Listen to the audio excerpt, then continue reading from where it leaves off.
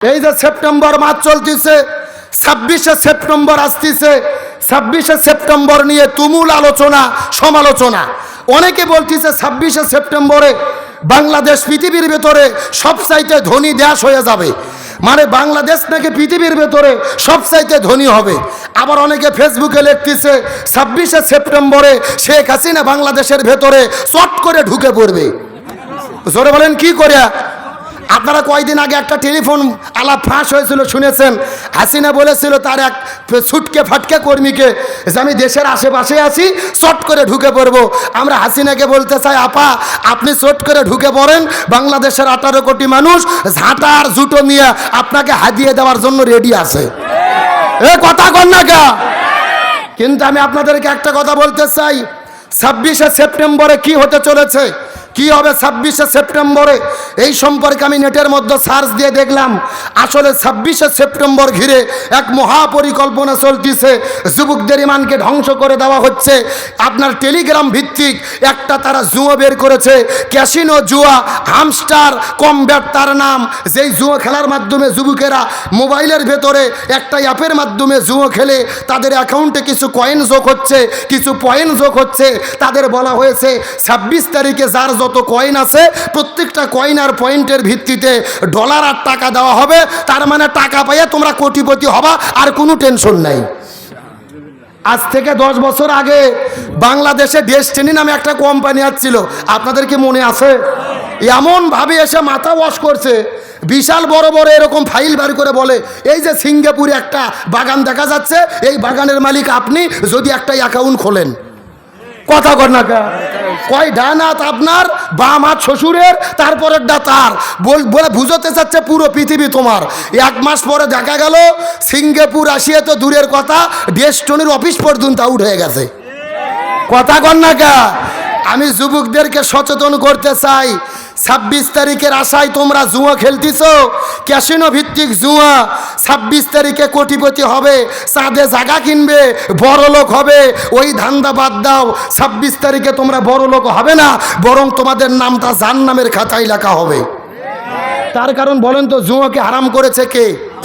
আর একটু জোরে বলেন।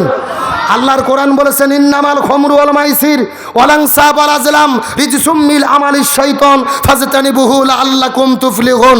ভালো করে মনে রেখো, তোমাদের জন্য নিষাদ্রব্য, মদ, জুয়া, মূর্তি পূজারক, ভাগ্য নির্ধারক সব কিছুকে কে হারাম করেছেন? সুতরাং যুবকদেরকে বলবো 26 তারিখে কোটিপতি হওয়ার ধান্দা করে ইমানকে নষ্ট করে জাহান্নামে যাওয়ার পরিকল্পনা করো না। আর একটা কথা পরিষ্কার করে বলি, হাসিনা যদি বাংলাদেশে আসতেও চাই, আমরা সাধুবাদ জানাবো। হাসিনা ভারত থেকেও ষড়যন্ত্র বন্ধ করে নাই। আমার দেশের সরকারকে বলবো, ডক্টর ইউনূসকে বলবো, হাসিনা গণহত্যা করেছে। ভারত যদি আমাদের সঙ্গে সম্পর্ক করতে চায়, ওই গণহত্যার মহানায়িকা ডাইনি হাসিনাকে বাংলাদেশের কাছে ফেরত দিতে হবে। তার কারণ গণহত্যার বিচার আমরা চাই কি চাই না? আপনারা দেখেছেন সেই ঢাকার আশুলিয়ার ভেতরে কয়েকজন ছাত্র ছাত্রীকে গুলি করে হত্যা করে পুলিশের গাড়ির মধ্যে উঠাইয়া আগুন দিয়ে পুড়ে ছাই করে দিয়েছে। শুধু ক্ষমতা টিকানোর জন্য এত অন্যায় করতে পারে আমরা জীবনে কল্পনা করি নাই। তৈরি করেছিল আয়না ঘর। জোরে কোন কি ঘর? যে আয়না ঘর শব্দ আমরা জীবনে শুনিনি, অক্সফোর্ড ডিকশনারির মধ্যে সার্চ দিয়েও খুঁজে পাওয়া যায় না। আয়না ঘর তৈরি করে আমাদের ব্রিগেডিয়ার আমান আজমি, ব্যারিস্টার আরমান সহ হাজার হাজার লোকদেরকে 13 বছর ধরে আয়না ঘরে বন্দি করে রেখেছে। সূর্যের আলো দেখতে দেয়নি, বাইরের বাতাস উপভোগ করতে দেয়নি। এমনকি যখন আজান হইতো গান বাজায়া বাজায়া আজানের শব্দ পর্যন্ত কানে শুনতে দিত না। আজকের প্রোগ্রাম থেকে বলি, যেই সরকার স্বৈরাচার হাসিনা হাজারো ছাত্রদেরকে গুলি করে হত্যা করেছে, এমনকি ছাত্র জনতাকে আগুন দিয়ে পুড়িয়ে ছাই করে দিয়েছে, ওই হাসিনাকে বাংলাদেশে ফিরে এনে গণহত্যার প্রধান আসামি হিসেবে বিচার করে ফাঁসির দড়িতে ঝুলাতে হবে। এই মতের পক্ষে কারা কারা রাজি আছেন? দুটি হাত আল্লাহকে তুলে দেখান। দেন একজন তাকবীর দেন দেখি। না, বোঝা যাচ্ছে এখানে হাসিনার লোক সব।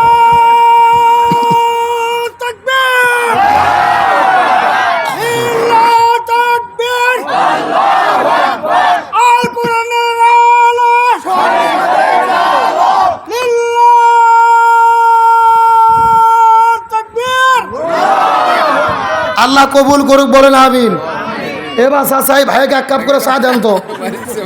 আমার চায়ের দরকার নাই, ও যতক্ষণ ঠিক আছে ওয়াজ ততক্ষণ চলবে। আলোচনা চলছে চলছে। তাহলে বলে যুগে যুগে জালেমদেরকে বিদায় করে দেয় কে? আর মাজলুমদের বিজয় দান করে কে? আর জালেমের পরাজয় দেয় কে? আরো জোরে বলেন। আমার প্রিয় বন্ধুগণ, মুসলমান ভাইরা গভীর মনোযোগ। এই জমিনের মধ্যে আল্লাহ তাআলা যুগে যুগে জালেমদের পরাজয় ঘটন করেছেন, আর ইমানদার মুসলমানদেরকে বিজয় দান করেছেন। আল্লাহ ইমানদার মুসলমানদেরকে কেমন ভাবে বিজয় দান করে? এখন আমি আপনাদেরকে জিজ্ঞাসা করি, বলেন তো দেখি, ও বগুড়ার মুসলমানদের জাতির পিতার নাম কি? যারা বলতেছেন এরা কারা? না না, হাসিনার লোক বোঝা যাচ্ছে তো। তার কারণ হাসিনা গত 16 বছর ধরে বঙ্গবন্ধুকে দেশের জাতির পিতা প্রমাণ করার চেষ্টা করেছিল, কিন্তু আল্লাহর কি খেলা। 5 তারিখে হাসিনা যখন পালিয়ে গেল, তার বাবার মূর্তি ভাস্কর্য ভেঙে দিয়ে অনেকে মাথার উপরে উঠে প্রসাব করেছে।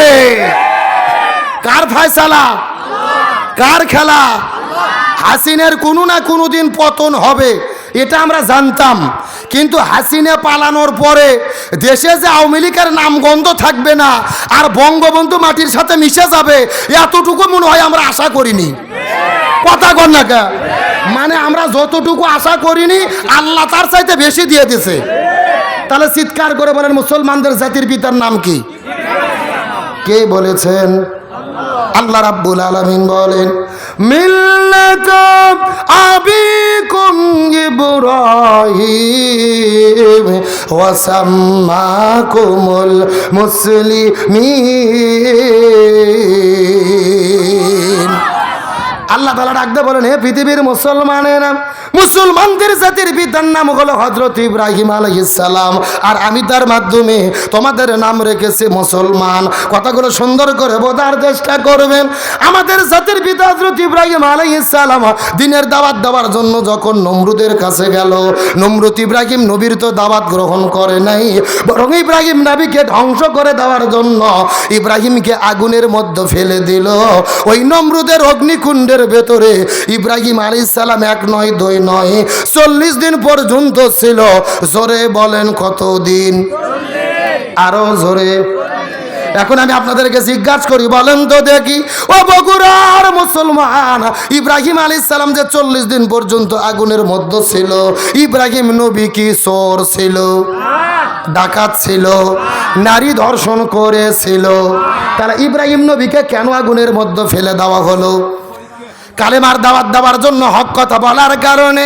এখান থেকে বোঝা গেল বগুড়ার মুসলমান, আমরাও যদি কালেমার কথা বলি, আমরাও যদি কালেমার পথে চলি, এই জমিনের মতো দিন প্রতিষ্ঠার কথা বলি, ইব্রাহিম নবীর মতো মাঝে মধ্যে আমাদেরকে আগুনে পড়া লাগতে পারে। ঠিক, আর একটু জোরে বলতে হবে।